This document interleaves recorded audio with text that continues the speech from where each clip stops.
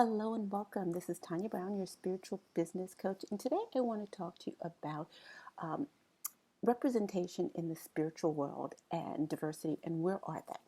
And why, where are they? Like, where are the people of color? And just kind of share why diversity matters in this regard. One of the things that kind of kept me in the spiritual closet, so to speak, and made me hesitant to come out because I never saw anybody who looked like me or received information like me on TV. Now, just to kind of go back for a second, I'm a psychic and clairvoyant, and I've been this way for all my life. I thought as a child it was normal to have imaginary friends because I constantly had a running dialogue in my head that was never coming from me, that was coming towards me or being directed towards me. And also, the voices were never of a friendly tone. It was more of a parental tone. Now, growing up and going to Catholic school and having parents that basically told you what to do, it was kind of frustrating to have another voice that was kind of directing me and telling me what to do, what not to do. Stop at the light, don't cross the street. But because this was something that I've always had, I never questioned it. I never thought about where's this voice coming from. I just assumed it was normal. But again, going back to television, I never saw anybody who looked like me or received information like me until the last 5 or so years. And when I say received information, there's a gentleman on the E Network that I remember seeing his show, and I'm like, oh my God, that's how I receive it. I would see him in the car and with his mom and just kind of focusing his energy on the person that he was going to read, and that's the way I received my information. In the beginning, I would sit in a lotus position because for whatever reason I felt that this was important for me to be low to the ground. I would burn a white candle for purity, an incense, and I would even pull out the tarot cards until I heard in my head, like, stop. Like, we're done with the tarot cards. You don't need them, because as a clairvoyant, I get the images, so I don't need the cards are more of a prop or just a way to focus my energy. But again, it was just the psychics I saw on television would just randomly walk up to a stranger and say, "Oh, your mother has this message for you," or your dad wants to talk to you. That was never something that would happen to me. I mean, the closest I've gotten is getting a massage from a physical therapist, and because she touched me, I got a hit on who I thought was her child. And I did ask her about her children as a result, and she told me she had no kids. But our next session, I saw the child that she was working on in the vision. But it was just through touch I got this information. But again, it's not seeing somebody on television does play a big role in your development. Being able to see someone who looks like you, receives things the way you do, finding a commonality, it doesn't always have to be just about color based. Again, I use the gentleman as a reference, the guy from E, because he receives the information like me. And until seeing him, I never saw anybody who got it like me.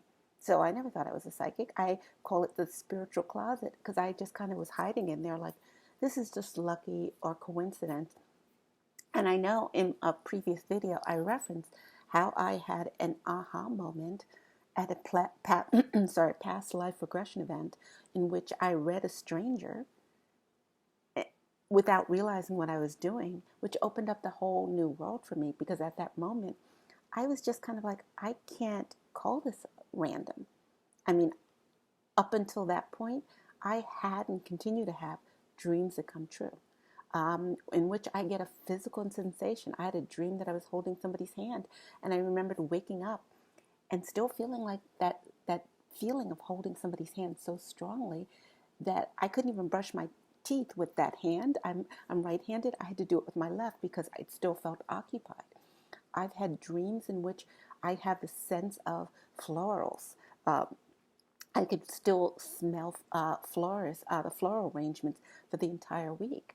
But again, it's just being able to see people who actually receive information this way, or being able to know of other people, to have that commonality, have that same space, that you can connect and you can kind of say, oh, that's how she does it. It's similar to me, I felt like I was a bit of an anomaly, in the regard that I didn't see people who were receiving it the way I did.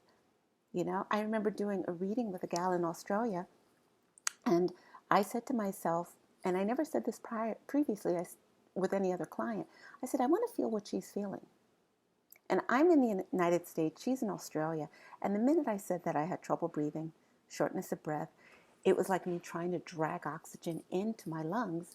And I was like, okay, you could stop. Like, let me go through the other questions. And the minute I got on Skype with her, I said, look, I have no medical background. Grey's Anatomy is the extent of my medical expertise. That being said, when I connected with you, this is what I felt. And she said, I'm so gobsmacked that you said that because I've been feeling that way for 6 weeks. And I said, again, not even a nurse. I'm getting this because you're supposed to go to the doctor. They want you to go to the doctor. She did, and she emailed me, and it was a panic attack. She was incredibly stressed out about her business, and social media wasn't helping. But the point is, I never saw people who received information that way, you know? And again, I'm not an anomaly, and I'm not trying to say I am, but it helps when you could see somebody who either looks like you or works the way you work. Those what I mean about diversity and being able to see various people. So when I say the spiritual world, I see these heavy hitters who just talk about meditation and talk about, connecting, and it's not the nitty gritty of the spiritual world that I'm talking about. I'm talking about past life regressions. I'm talking about mediums. I'm talking about psychics and clairvoyants and clairaudience and all the people who have these God-given gifts in which they use for greater good, and greater good helping other people. I love helping other people, and that's one of the reasons why I do this as a business, because I have the pleasure and the absolute joy of working with people all over the world. I mean, I was looking at my calendar for the week. I've got Norway, I've got Australia, I've got Far East Asia. I, love doing this.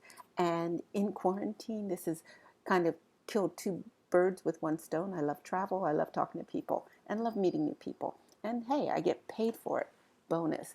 But my point is, going back to the diversity, it helps for people to share their gift, share their intuition, their knowledge with the world. Let yourself be seen. That's one of the great things about social media. It allows people to be seen and share their gifts and their knowledge with other people to help them. So again, this is Tanya Brown, your spiritual business coach. And don't forget to like this video because it helps my algorithm.